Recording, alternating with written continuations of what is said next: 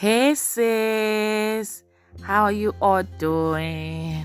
I hope you're drinking your water and you're minding your business. It's quite a while. You guys know I've missed you all. Like I've missed you so much. So glad to have you guys back again. So if this is your first time of listening to my podcast, this is Hey Sis. It's a place where we come and pour out our heart, how we feel, and just be real without judging anyone. We're just being ourselves, loving ourselves, and accepting ourselves for who we are. So, you guys know how we do it. You know the drill. If you've not taken your water today, now take a glass. Perfect.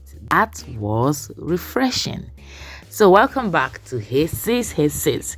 So, today, sis, we're talking about childhood trauma. Childhood trauma. Now, when we talk about trauma, everyone will have their own view of what trauma is. Some persons might just say is uh, an emotion that is buried beneath that can be triggered based on an event that is similar to that emotion. So yeah, so what is your childhood trauma? What is that thing that you have carried for so long and you have been finding it difficult to let go? One thing about childhood trauma is that if we don't deal with it, it tend to follow us even to our 50s and 60s and 70s and all of that. But if we deal with it properly, we will be free from it. So basically, I'll be talking about how you can actually deal with your childhood trauma. So, but before I go deep into today's discussion, I invited someone to be on the show today, but she said that she had other engagement, but she promised to be on the show, so she's going to share her story and of course how she was able to overcome her childhood trauma. So, but before today, I was trying to do a research about this childhood trauma, so I had to put it on my WhatsApp status to see what people would say and what they think about it. I had a lot of people sending me text messages saying that they had that growing up, and it has affected them. Someone told me that she had the feeling of not being loved by her mother simply because there was a time she didn't do the dishes and her mom came and she was mad at her and beat her up to an extent of, you know, inflicting an injury on her eyes, and that she carried for so long thinking that her mother did not love her, you know.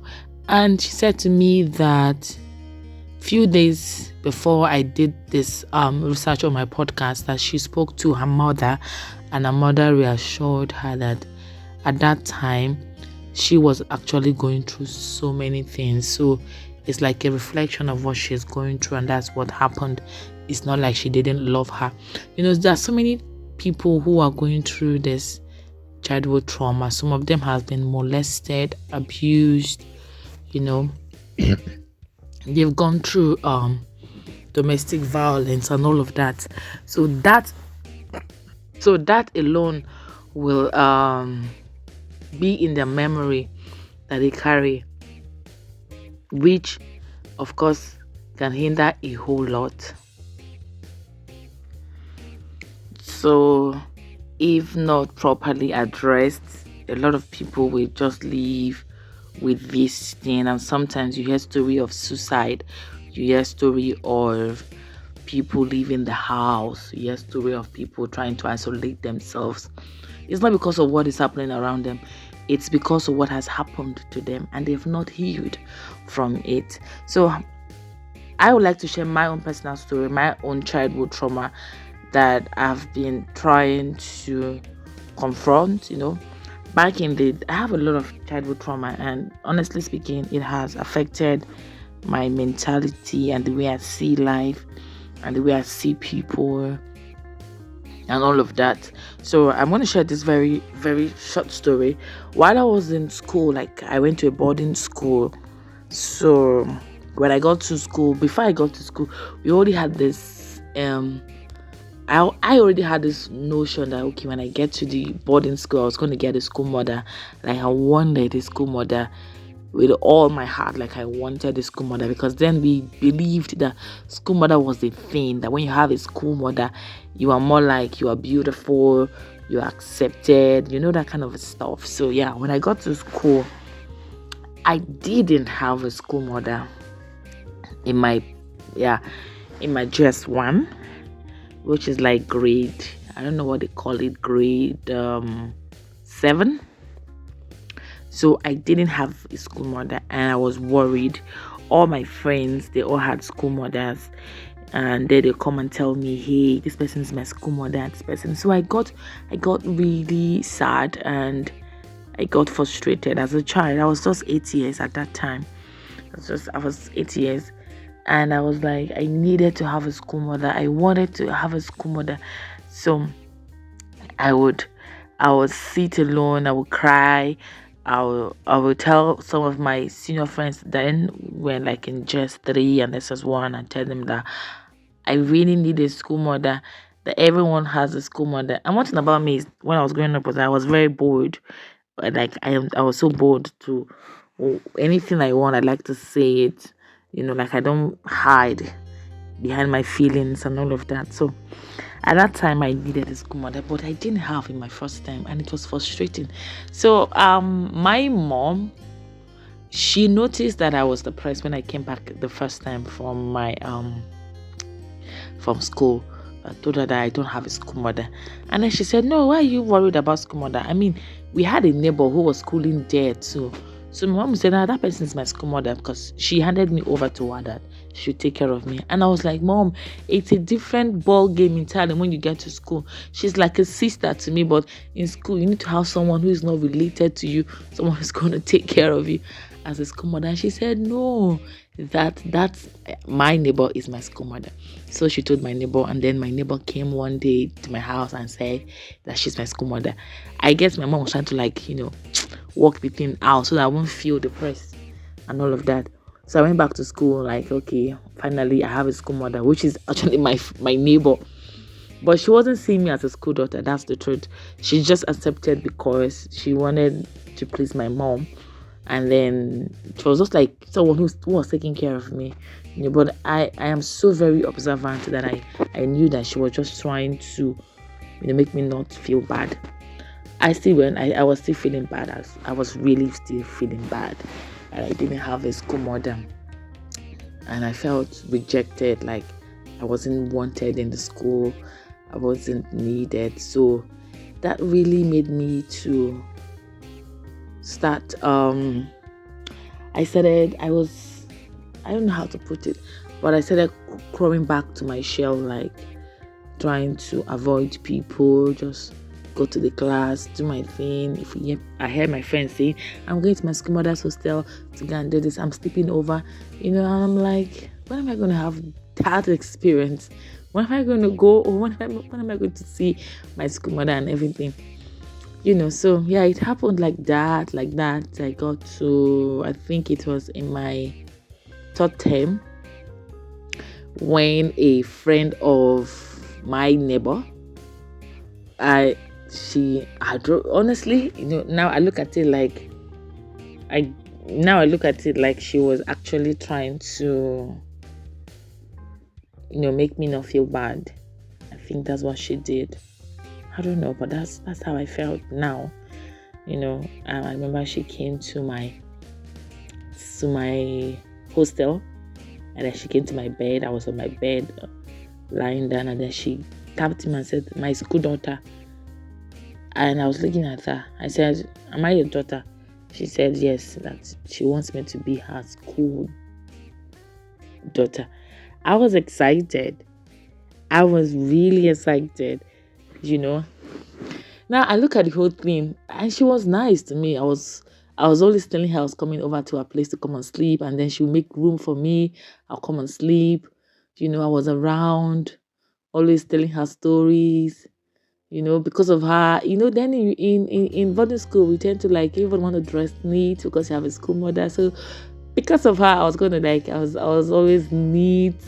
I used to be this very I don't care, that kind of a thing. But when I had her, I was, yeah, I was just trying to be neat, get my stuff together. Before I go and see her, I must make sure my clothes are clean, my shoes are intact, everything is cool. Then I'll just go to her hostel, and then she sees me, and then she has this funny way of welcoming me. Like, she'll just scream, "My baby!" And I'm like, yo, so I have a mother. But I looked at it, I was enjoying it at that time, honestly, guys. I was definitely deeply enjoying it from the bottom of my heart. I was enjoying it.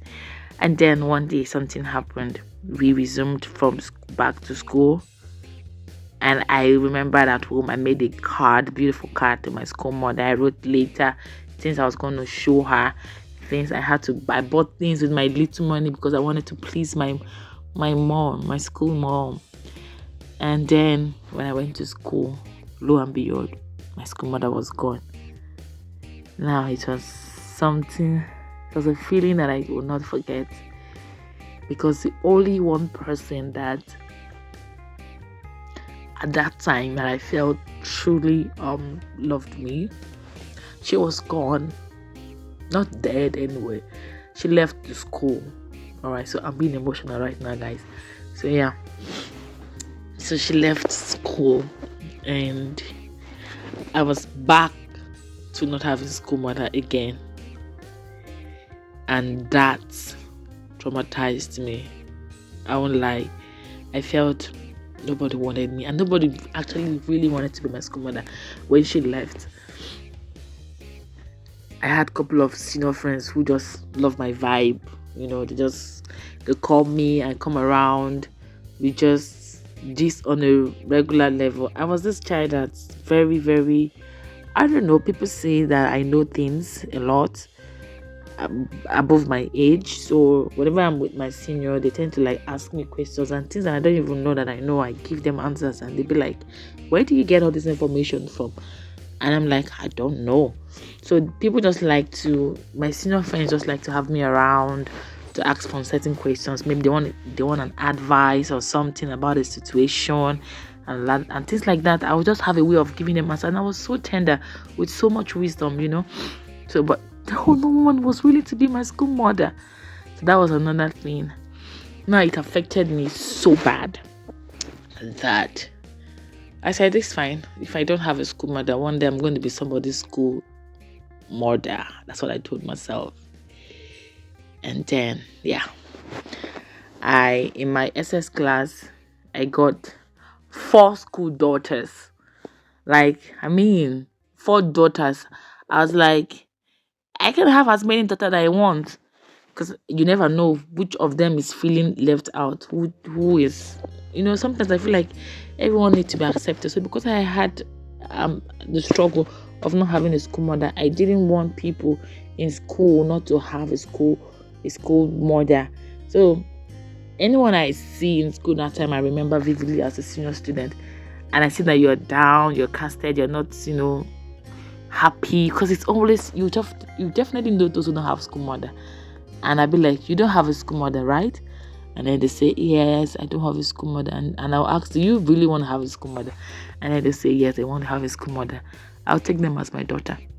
So basically, I had 4 official school daughters, but I had daughters that I don't even know, because I just tell them I will be your school mother, because I didn't want them to feel what I felt when I was in their class, in their age.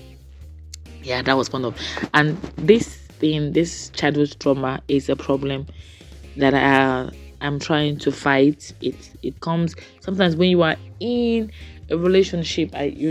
You try to like fight if truly this person really wants you, or they just want to be with you because they feel that there's nobody that want to be with you. Things like that. So it's a trauma that I'm trying to, get out of. And yeah, but it's not been easy. Yeah, so that's why we are here, sis, to talk about situations like this. So I've been able to find out how to really, work out this childhood trauma of a thing. And of course, I have a whole lot of childhood trauma. I just want to share this one today. Hopefully, in the part 2, I will share other stories about my childhood trauma and how I've been able to, deal with it. Yeah. So now, number one ways that we can deal with our childhood trauma is to acknowledge and recognize the trauma for what it is. All right. Now, one thing I want to understand is that victims of childhood trauma often spend years minimizing the event, or dismissing it by pretending it didn't happen, or by succumbing to the feeling of guilt or self blame. Now, the only way that you can begin healing is to acknowledge that a traumatic event did occur and that you were not responsible for it. That's it. I told myself that I was going to, I knew that I had a childhood trauma and it's affecting me the way I see people, because I see people know as rejection. I see people snob as rejection. I see people, there's a way I look at people when they treat me, I feel like they are rejecting me, that they don't like me. Probably I'm not worth it, And from my own angle, I just know that this was actually built from my childhood. Like, it was something that I experienced, so that's why it's affecting me now. So another thing that we should understand, again, number 2 ways that we can deal with your childhood trauma is to reclaim control. Now, feelings of helplessness can carry well over into adulthood and can make you feel and act like a perpetual victim, all right, causing you to make choices based on your past pain, which is something that I am really struggling with, because it based on the pain that I had before. So for me to make choices, I make choices because I feel like I want to be with people thinking that, all right, this one is not going to hurt me, even though I know in my heart I don't really like this person, but I just felt this person will just be okay. All right, and at the end, I end up still feeling rejected, right? So yeah. So when you are a victim, the past is in control of your present, and that's the truth. But when you have conquered your pain, the present is controlled by you. There may always be a battle between the past and present, but trust me, as long as you are willing to go off the old defense and crutches you use as a child to navigate your trauma, now you will be able to reclaim the control of your life, and you'll be able to heal from your pain, right? That's it. Now, another ways that we can deal with childhood trauma is to seek support and don't isolate yourself, right?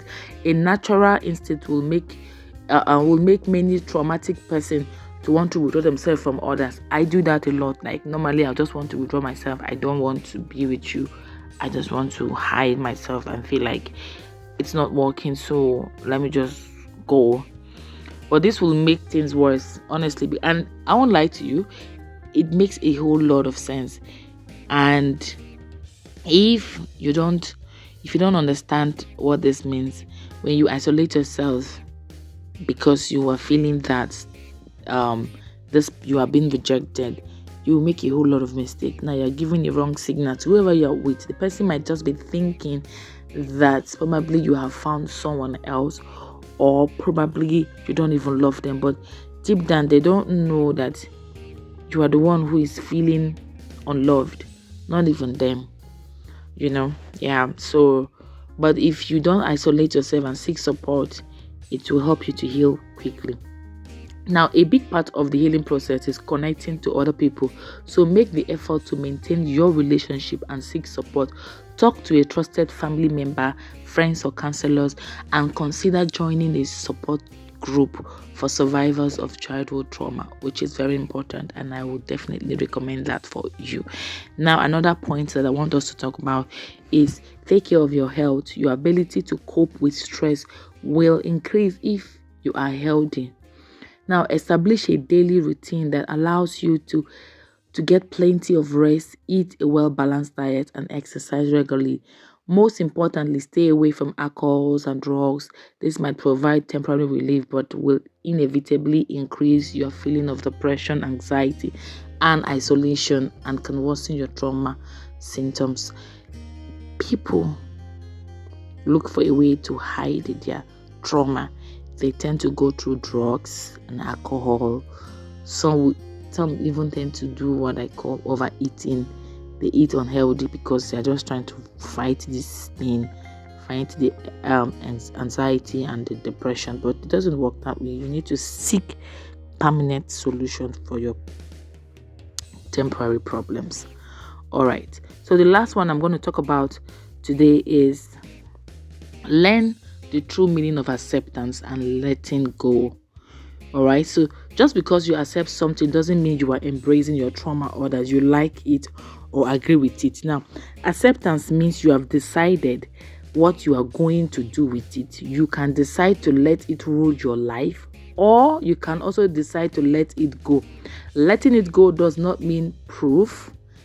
It does not mean proof or it's magically gone. Now, letting it go means no longer allowing your bad memories and feelings of a bad childhood to rob you of living a good life now. So when you let go of what happened in the past, maybe you were molested as a child, sexually abused. Now you need to understand that you are not the victim. The victim is the person who did that to you. So you need to let go and forgive the person who has done that. A lot of kids, a lot of people are going through traumatic experience. Now they're in the relationship, they are scared of their family, they're scared of their husband, they're scared of so many things. And then you think it's a spiritual thing. No, there is a childhood trauma that is beneath it that needs to be addressed. See, people will get married today and they're out, and people will say, why didn't it work? It's because there is something beneath it that need to be dealt with, which I would recommend that you seek for help. No one is really completely perfect. We all have our weakness, our strength, our shame, our glory, our pain, our gain. All of those things put together makes us who we are. But when we start to try to hide the pain, the shame, the weakness, it will gradually showcase and then thereby causing a lot of destruction in our relationship. So sis, this podcast, I didn't really want it to be this long, but it is long already. I have few other points that I would want us to talk about. Okay, maybe I'll just rush them through. Then in our part 2, we'll be able to interact with my guest. So she'll be sharing her own childhood trauma and how she has been able to overcome it. And again, if you are actually interested and you want to share yours, feel free to put it in the comment section. Our email will be there as well, so you can send us an email where we can communicate and book a session with you where you talk about your story, your childhood trauma, and how you were able to overcome them. All right, so the 6th one, I want to be very fast so that we won't waste most of our time here. The 6th one is, now you need to replace your bad habit with good ones. Bad habits can take many forms, like negativity and always mistrusting others, or turning to alcohol or drugs when feelings becomes too hard to bear. Bad habits can be hard to break, especially when they are used as crutches to help you avoid relieving the pain and trauma of your childhood. A support group or a therapist can help you learn the tools necessary to break your bad habits and replace them with good ones, which is absolutely great. So you need to replace your bad habits with good ones. Now, the last one is, please, this is very important, be patient with yourself. When you've been seriously hurt as a child, you develop out of control emotions, and that is true. Hopelessness, defense mechanism, and wrapped perception that are difficult to let go of. It will take a lot of time and hard work to let go of these feelings, but be patient with yourself and honor your progress. Seriously, no matter how small it may seem, it's the little victories in your recovery that will eventually help you win the battle of healing your childhood trauma. Guys, that is all. You need to be patient with ourselves. We just need to be patient with ourselves. Try to heal completely. I would say this: when you are going into a relationship, you try to communicate with your partner. Let them know what's going on with you deep down. What's your greatest fear? Because it starts with that. When you're able to understand someone's greatest fear, then you're able to understand why they are afraid of that thing. And then you will know where to come in and how to help them to overcome such fear. Fear comes from trauma. If you've been traumatized, you will be afraid of certain things. That's why some people are afraid of trusting people. Some people are afraid of going into relationship, getting into marriage, having kids, and all of those things is because of the past. So these are the things that we need to consider before we even try to jump into a relationship. So guys, sis, thank you all for listening. I hope that you have been blessed today. Please do not forget to like this podcast. You can share it to your friends and drop your comment. Whatever you think about childhood trauma, how do you think is the best way to overcome it? How did you overcome yours? What is your childhood trauma? What is that fear that has lingered for long? You never can tell. Someone might be in the comment box to help you. We're all here to help ourselves, right? That's what we do. Thank you guys for listening. I love you. I still remain your girl, Belle. I'm going to see you in our next episode on Hey Sis. But until then, live your life to the fullest. I love you.